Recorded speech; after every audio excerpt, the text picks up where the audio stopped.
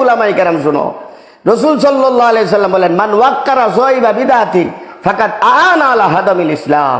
যে ব্যক্তি কোনো বেদাতিকে সম্মান প্রদর্শন করলো, সে যেন ইসলামকে ধ্বংস করার ব্যাপারে সাহায্য করলো। এখন দুঃখজনক ব্যাপার, এমন এক বেদাতি যে নবীকে আলিমুল গায়েব বলে, যে নবীকে হাজির নাজির বলে, যে নবীকে আল্লাহর জাতি নূর, এমনকি নূরে মুজাসসাম বলে, যেগুলো বিশ্বাস করলে ঈমান চলে যায়, যে ঈদে মিলাদুন্নবীর পক্ষে ঠুস দলিল দিয়ে প্রমাণ করতে চায়, যে জশ্নে জুলুসকে বিশ্বাস করে এবং জশ্নে জুলুসকে প্রমাণ করার জন্য অপব্যাখ্যা করে যাচ্ছে, মিলাদ মাহফিলের মধ্যে কিয়ামের পক্ষে, জানাজার পরে দুয়ার পক্ষে, এক কথায় সমস্ত বেদাত কাজগুলো তার মধ্যে বিদ্যমান।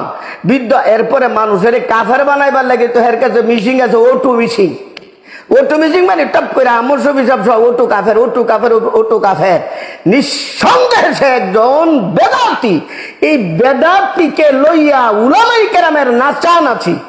আমাদের এখানে কিছুদিন আগে গেছে সমস্ত উলামায়ে কেরাম, বড় বড় শাইখুল হাদিস, বড় বড় মাদ্রাসার প্রিন্সিপাল, মুহাদ্দিস দল বলল, এত সুডাউন দিয়ে তাকে সম্মান প্রদর্শন করছে এবং তার বক্তব্য শুনেছে। আমি বলতে চাই, আল্লাহর হস্তে আপনার একটু গভীরভাবে চিন্তা করে দেখেন, এলেমের নূর আপনার অন্তরে আছে কিনা। আমার মনে হয় না, এলেমের নূর অন্তর থেকে চলে গেছে, যার কারণে বেদাত শিরিক, বেদাত কোনটা সুন্নাত কোনটা পার্থক্য করা আপনাদের পক্ষে সম্ভব হচ্ছে না।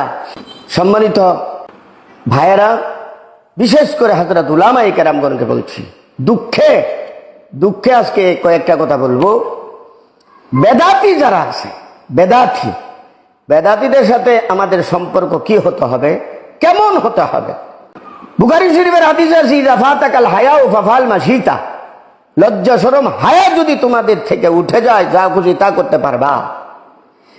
বেদাতিদের সাথে সম্পর্ক রাখা মোটেও ঠিক না, এমনকি বেদাতিদেরকে সালাম দেওয়া পর্যন্ত জায়েজ না। হ্যাঁ, লজ্জা শরম হায়া যদি না থাকে তাহলে ভিন্ন ব্যাপার।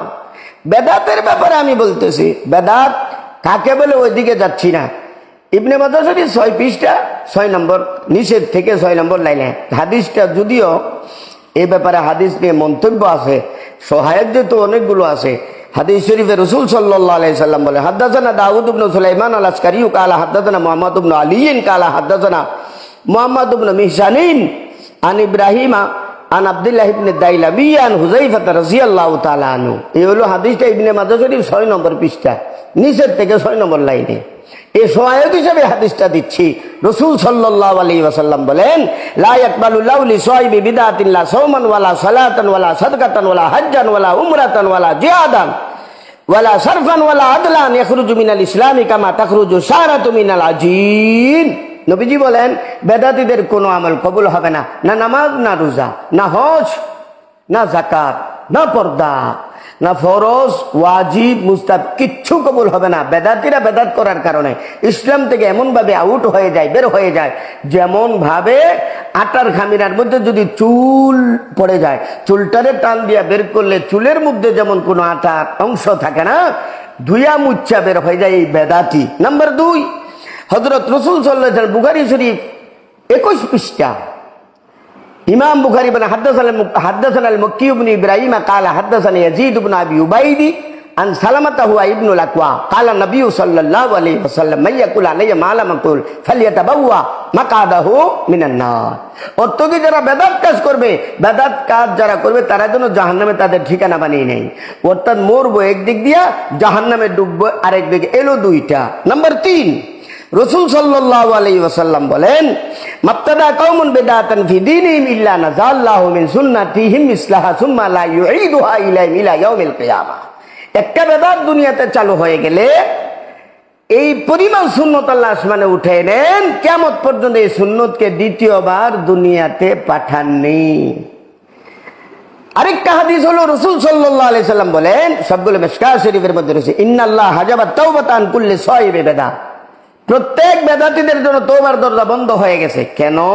বেদাতীরা বেদাত কাজ করে সওয়াবের নিয়তে, গুনার নিয়তে নেই। একজনে সারা জীবন গাঁজা খাইছে, মদ খাইছে, চুরি করছে, লুচ্চামি করছে, বদমাইশি করছে, ঘুষ খাইছে, সুদ খাইছে, জিনা করছে, যত গুনাহ করুক না কেন পরবর্তীতে সে কি করবে? তওবা করবে। কারণ এগুলো সে গুনাহ মনে করে করছে। বেদাতীরা যে বেদাত কাজ করে ওই কাজগুলোকে সে গুনাহ মনে করে না। এই জন্য রাসূল সাল্লাল্লাহু আলাইহি সাল্লাম বলেন, ইন্নাল্লাহ হাজাবা তাওবাতান আন কুল্লি সাহিবি বিদা। বেদাতীদের জন্য তওবার দরজা বন্ধ। কারণ তারা যে বেদাতগুলো করতেছে সওয়াবের নিয়তে করতেছে। শেষ হাদিসটা বলতেছে, এ উলামায়ে কেরাম শুনো, রাসূল সাল্লাল্লাহু আলাইহি সাল্লাম বলেন, মান ওয়াক্কারা সাহিবা বিদাতিন ফাকাত আনা আলা হাদামিল ইসলাম। যে ব্যক্তি কোনো বেদাতীকে সম্মান প্রদর্শন করলো সে যেন ইসলামকে ধ্বংস করার ব্যাপারে সাহায্য করলো। এখন দুঃখজনক ব্যাপার, এমন এক বেদাতী যে নবীকে আলিমুল গায়েব বলে, যে নবীকে হাজির নাজির বলে, যে নবীকে আল্লাহর জাতি নূর, এমনকি নূরে মুজাসসাম বলে, যেগুলো বিশ্বাস করলে ঈমান চলে যায়, যে ঈদে মিলাদুন্নবীর পক্ষে ঠুস দলিল দিয়ে প্রমাণ করতে চায়, যে জশ্নে জুলুসকে বিশ্বাস করে এবং জশ্নে জুলুসকে প্রমাণ করার জন্য অপব্যাখ্যা করে যাচ্ছে, মিলাদ মাহফিলের মধ্যে কিয়ামের পক্ষে, জানাজার পরে দুয়ার পক্ষে, এক কথায় সমস্ত বেদাত কাজগুলো তার মধ্যে বিদ্যমান। এরপরে মানুষের কাফের বানাইবার লাগে তো এর কাছে মিশিং আছে, ওটু মিশিং। ওটু মিশিং মানে টপ করে আমর সব হিসাব সব ওটু কাফের, ওটু কাফের, ওটু কাফের। নিঃসন্দেহে সে একজন বেদাতি। এই বেদাতিকে লইয়া উলামায়ে কেরামের নাচানাচি। আমাদের এখানে কিছুদিন আগে গেছে সমস্ত উলামায়ে কেরাম, বড় বড় শাইখুল হাদিস, বড় বড় মাদ্রাসার প্রিন্সিপাল, মুহাদ্দিস দল বলল, এত সুডাউন দিয়ে তাকে সম্মান প্রদর্শন করছে এবং তার বক্তব্য শুনেছে। আমি বলতে চাই, আল্লাহর হস্তে আপনার একটু গভীরভাবে চিন্তা করে দেখেন, এলেমের নূর আপনার অন্তরে আছে কিনা। আমার মনে হয় না। এলেমের নূর অন্তর থেকে চলে গেছে, যার কারণে বেদাত শিরিক, বেদাত কোনটা সুন্নাত কোনটা পার্থক্য করা আপনাদের পক্ষে সম্ভব হচ্ছে না। ওই ব্যক্তিটার নাম না বললে চলে না, আপনারা বুঝালাইছেন। নাম তার ডক্টর এনায়েতুল্লাহ আব্বাসী। আরেকটা পোস্টারও দেখলাম, বড় বড় বক্তা ঢাকাতে, যে প্রধান অতিথি ডক্টর এনায়েতুল্লাহ আব্বাসী, আর নিচে কওমি আলেমদের এক জম্মে গফির এ পাশে লজ্জা শরম হায়া। আল্লাহ কি তোমাদের অন্তর থেকে দুয়া মুচ্ছানি থাকা? এক বেদাতি প্রধান অতিথি থাকবে, তোমাদের একটু কি এলেমের গায়রত নাই? এলেমের গায়রত তো কিছু থাকার। সারা জীবন পড়ছো। বাদশাহ তৈমুর লঙ্গের সামনে যখন আল্লামা তাফতাজানি রহমতুল্লাহ আলাইহি গেলেন, উনি ঠ্যাং লম্বা করে বইতো। আল্লামা তাফতাজানি গিয়া উনিও দুই ঠ্যাং লম্বা করে উনার দিকে বসে গেছে। হযরত, আমি তো অসুবিধা, আমি তো ঠ্যাং লম্বা করতে পারি না। তখন উত্তর কি বলেছিল? আপনি লম্বা করেন বা নাই করেন, এটা এলেমের গায়রত। সারা জীবন পড়ো আর বেদাতি লইয়া নাচো, দুঃখজনক ব্যাপার। আপনাদের দ্বারা কি আশা করা যায়? বড় বড় বক্তৃতার স্লোগান দিলে চলবে নাকি? একজন বেদাতিকে নিয়ে আপনারা নাচানাচি করেন। আশা করি কথাগুলো শোনার পর একটু চিন্তা ভাবনা করবেন। একটা শেষ কথাটা বলতেছি, হযরত রাসূল সাল্লাল্লাহু আলাইহি সাল্লামের শ্যালক, হযরত রাসূল সাল্লাল্লাহু আলাইহি সাল্লামের প্রিয় সাহাবী, নাম তার হযরত আব্দুল্লাহ বিন উমর রাদিয়াল্লাহু তাআলা আনহু, শেষ বয়সে যখন অন্ধ হয়ে গেলেন, বুখারী শরীফের হাদিস। উনি যাচ্ছিলেন খাদেমকে সহ, আজান হয়ে গেছে, এক মসজিদে গেছে। মসজিদে যাওয়ার পর জমাতের কিছুক্ষণ আগে তারজি দিছে। তারজি এটা যাইছে মানে সুন্নতের বল খেলাফ। তারজিরের অর্থ হইল আসসালাতু জামিয়াতুন, হে মুসল্লি ভাইরান, আমাদের টাইম হয়ে গেছে, আপনারা তাড়াতাড়ি আসেন। এতটুকু বলার কারণে আব্দুল্লাহ বিন উমর বললেন, এই বেদাতির মসজিদ থেকে আমারে তাড়াতাড়ি বাইর করে নিতে, হের ভিজে নমাজই পড়তাম না। সাহাবায়ে কেরাম ছিলেন বেদাতের প্রতি এত ঘৃণা, আর তুমি সুমাইতাছো বেদাতিরে লইয়া মাথার মধ্যে লইয়া নাচতেছো। একটু লজ্জা শরম হায়া না তোমাদের?